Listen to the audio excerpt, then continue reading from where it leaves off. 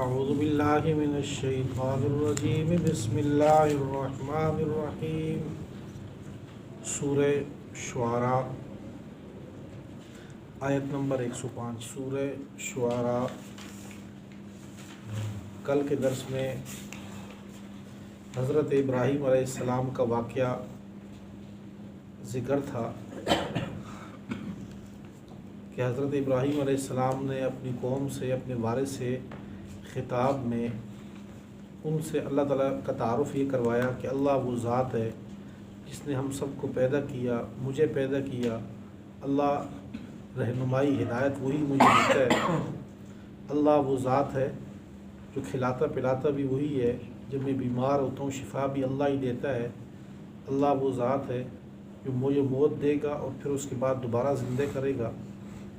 اسی طرح اللہ وہ ذات ہے جو میرے گناہوں کی، میرے خطاؤں کی مغفرت فرمائیں گے۔ اس کے بعد حضرت ابراہیم علیہ السلام کی دعائیں ذکر تھی۔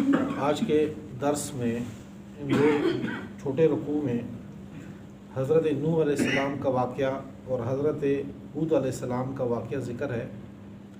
مختصراً چند آیات میں حضرت نوح علیہ السلام کا واقعہ پہلے ہم نے سورہ ہود میں تفصیل سے پڑھا تھا کہ یہ وہ قوم تھی کہ جس پر حضرت نوح علیہ السلام نے ان پر محنت کی 950 سال تک۔ جب یہ باز نہیں آئی تو اس وقت پھر حضرت نوح علیہ السلام نے دعا کے لیے ہاتھ اٹھائے کہ اللہ میرے اور میری قوم کے درمیان فیصلہ کر دیں۔ اور اس سے پہلے جب حضرت نوح علیہ السلام ان کے پاس جاتے تو یہ لوگ ان پہ یہ اعتراض کیا کرتے تھے کہ آپ کی جو ماننے والے ہیں یہ کمزور گھٹیے قسم کے لوگ ہیں، گھٹیے شعبوں سے وابستہ لوگ ہیں، تو یہ آپ پر ایمان لائیں۔ گویا کہ ان کے کچھ مفادات آپ سے وابستہ ہوں گے تب یہ آپ کے قریب اکٹھے ہوئے ہیں، ہم تو آپ پر ایمان نہیں لاتے۔ تو حضرت نوح علیہ السلام نے ان کو سمجھایا کہ وہ لوگ کیا پیش اختیار کرتے ہیں، کیا کرتے ہیں، اس سے مجھے غرض نہیں ہے۔ وہ جب اللہ کی بات مانتے ہیں تو بس یہی کام کی چیز ہے، بنیادی مقصد کی چیز۔ باقی اگر آپ کہتے ہو کہ یہ کوئی مفادات کی خاطر میرے قریب اکٹھے ہوئے ہیں، دلوں کا حال اللہ جانتا ہے، ان کے حساب اللہ کے اوپر ہمارے اوپر نہیں ہے۔ تمہاری وجہ سے میں ان کو دھتکار نہیں سکتا کہ میں ان کو کہوں چلے جاؤ تم میرے قریب آ جاؤ، ایسے نہیں۔ ان کے ہوتے ہوئے ایمان لاتے ہو تو ٹھیک ہے، نہیں تو چھوڑ دو۔ کذبت قوم نوح المرسلین، قوم نوح نے انبیاء کو جھوٹا سمجھا۔ اس سے پہلے بھی اس بات کا تذکرہ ہوا تھا کہ کسی ایک پیغمبر کو جھٹلانا گویا کہ 1,24,000 پیغمبروں کو جھوٹا سمجھنا یہ ایک برابر ہے، کیونکہ تمام انبیاء کی دعوت ایک ہے۔ جب ایک بندہ ایک پیغمبر کو جھوٹا سمجھتا ہے تو اور اس کے دعوے کی تکذیب کر رہا ہے، اس کے لائے ہوئے پیغامات کی تکذیب کر رہا ہے، اس کا مطلب ہے کہ تمام انبیاء کی وہ تکذیب کر رہا ہے، وہ کسی پیغمبر کے ہدایت نامے کو نہیں مانتا۔ کذبت قوم نوح المرسلین، قوم نوح نے انبیاء کی تکذیب کی، ان کو جھوٹا سمجھا۔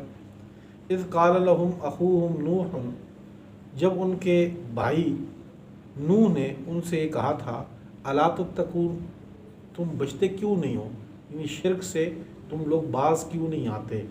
یہاں اخوہم سے مراد ان کے جو نسبی تھے، کیونکہ حضرت نوح علیہ السلام اسی قوم سے تھے، تو کہا کہ تمہارے حسب نسب میں تمہارے بھائی لگتے ہیں، نوح تو باہر کے نہیں ہیں۔ انی لکم رسول امین، حضرت نوح علیہ السلام نے ان سے یہ بھی کہا تھا بے شک میں تمہارے لیے ایک امانت دار پیغمبر ہوں، جو کام میرے ذمہ ہے میں بھرپور امانت سے وہ آپ تک پہنچاتا ہوں، نہ اپنی طرف سے کچھ اضافہ کرتا ہوں نہ کچھ کمی کرتا ہوں۔ فاتقوا اللہ واطیعون، بس اللہ سے ڈرو اور میری اطاعت کرو۔ وما اسألکم علیہ من اجر، اور اپنے اس دعوت کے کام پہ، اس بلانے پہ اللہ کی طرف میں تم سے کوئی مزدوری اجرت نہیں مانگتا۔ ان اجری الا علی رب العالمین، اور نہیں ہے میری مزدوری، میری اجرت مگر اس ذات پہ جو جہانوں کا پالنے والا ہے، وہی مجھے دے گا مزدوری، آپ لوگوں سے نہیں مانگتا۔ فاتقوا اللہ، بس ڈرو اللہ سے، واطیعون، اور میری اطاعت کرو۔ قالوا، آگے سے وہ کہنے لگے انؤمن لک، آیا ہم تیرے اوپر ایمان لائیں، واتبعک الارذلون، اور حال یہ ہے کہ تیری اتباع کر رہے ہیں کمینے لوگ، گھٹیا لوگ، کمزور لوگ تیری اتباع کر رہے ہیں۔ قال، حضرت نوح علیہ السلام نے ان کے جواب میں کہا وما علمی کیا ہے میرا علم اس بارے میں، بما کانوا یعلمون جو یعملون جو وہ عمل کرتے ہیں، جو پیش اختیار کریں اس پر میرا علم کیا ہے، مطلب مجھے کیا ضرورت ہے کہ میں اس کے بارے میں کوئی علم رکھوں کہ وہ کیا کرتے ہیں، بس ایمان لائیں، یہی بہترین چیز ہے۔ ان حسابہم الا علی ربی ان کا حساب تو میرے رب کے ذمے ہے، لو تشعرون کاش کہ تم سمجھتے۔ وما انا بطارد المؤمنین اور میں نہیں دھتکارنے والا تمہاری خاطر ایمان والوں کو اپنے سے دور نہیں کر سکتا۔ جو میرے اوپر ایمان لائے پورے 80 یا 83 افراد تھے جو ایمان لائے تھے 950 سال میں۔ ان انا الا نذیر مبین نہیں ہوں مگر میں بالکل واضح ڈرانے والا۔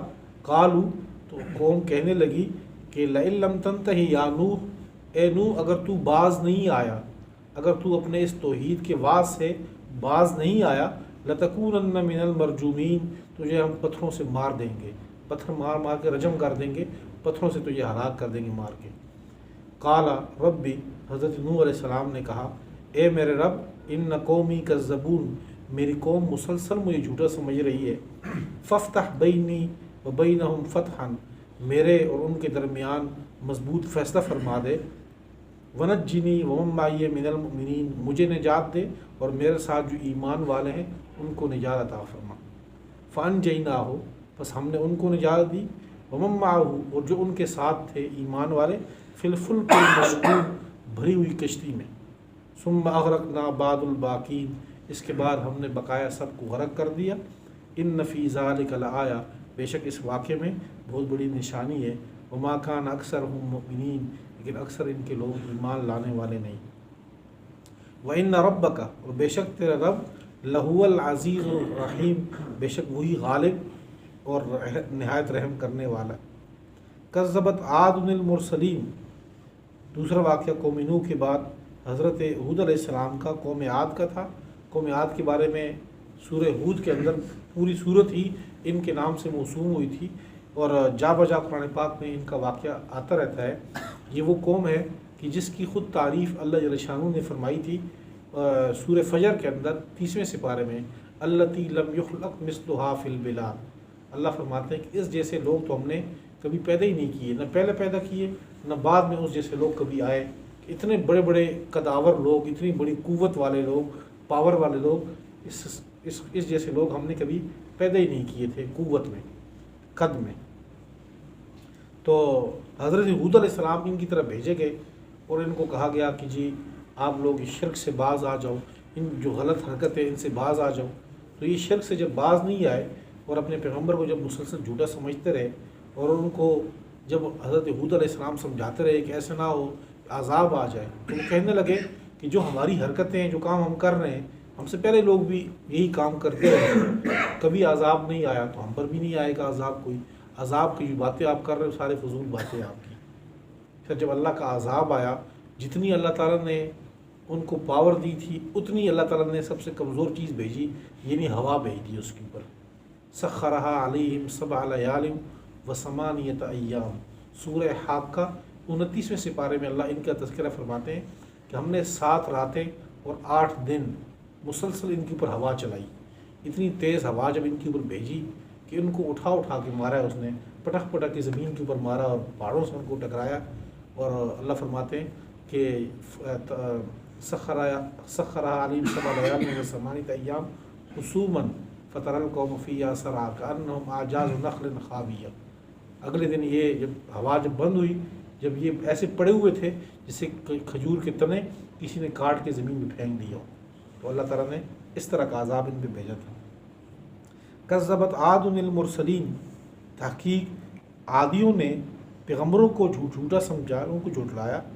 اذ قال لهم اخوهم ہود جب ان کے بھائی ہود نے ان کو سمجھایا اور یہ کہا الا تتقون کیا تم باز نہیں آتے شرک سے، انی لکم رسول امین بے شک میں تمہارے لیے امانت دار پیغمبر ہوں بھیجا گیا، فاتقوا اللہ پس ڈرو اللہ سے، فاطیعون اور میری اطاعت کرو، وما اسألکم علیہ من اجر اور اپنے اس دعوت کی کام پہ، اپنے اس بلانے پہ تمہیں اللہ کی طرف نہیں مانگتا میں تم سے من اجر کوئی مزدوری کوئی اجرت، ان اجری الا علی رب العالمین بے شک میری اجرت یہ رب العالمین کے ذمے.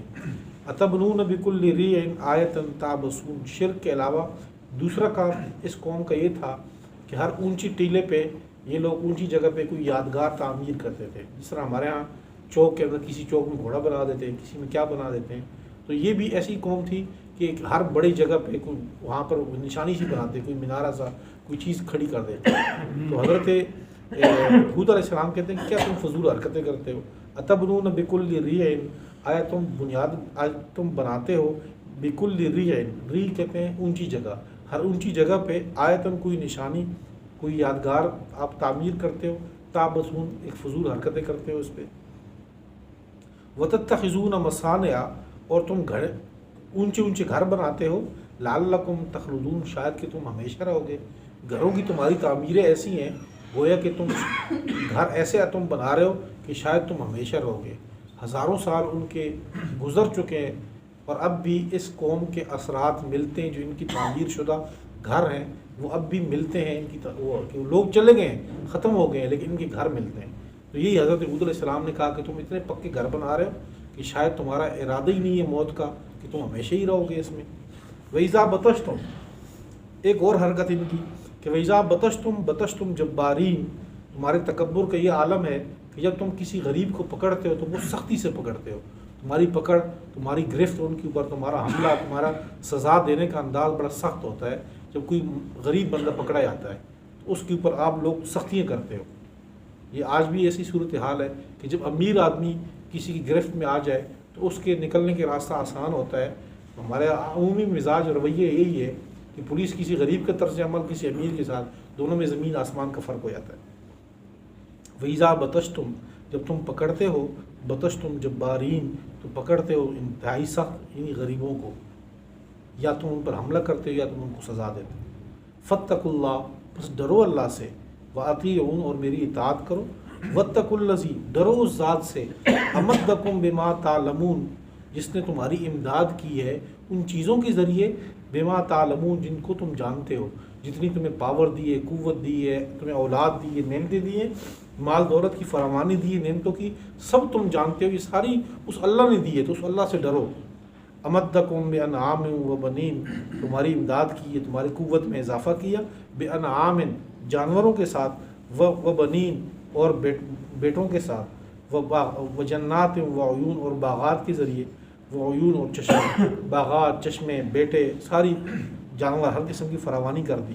انی اخاف علیکم عذاب یوم عظیم, بے شک میں ڈرتا ہوں تمہارے اوپر ایک بہت بڑے دن کے عذاب سے, کہ ایسا نہ ہو کہ ایک دن جو بہت بڑا آنے والا ہے اس پہ تمہیں عذاب نہ لگ جائے. قالوا, تو وہ کہنے لگے, سواء علینا او وعظت ام لم تکن من الواعظین, آپ نصیحت کریں نہ کریں ہمارے لیے برابر ہے. سواء علینا, ہمارے اوپر برابر ہے. او وعظت, آپ کا نصیحت کرنا, آپ نصیحت کریں. ام لم تکن من الواعظین, یا آپ نصیحت نہ کریں, یعنی آپ کی نصیحت کرنا نہ کرنا ہمارے اوپر ایسے برابر ہے.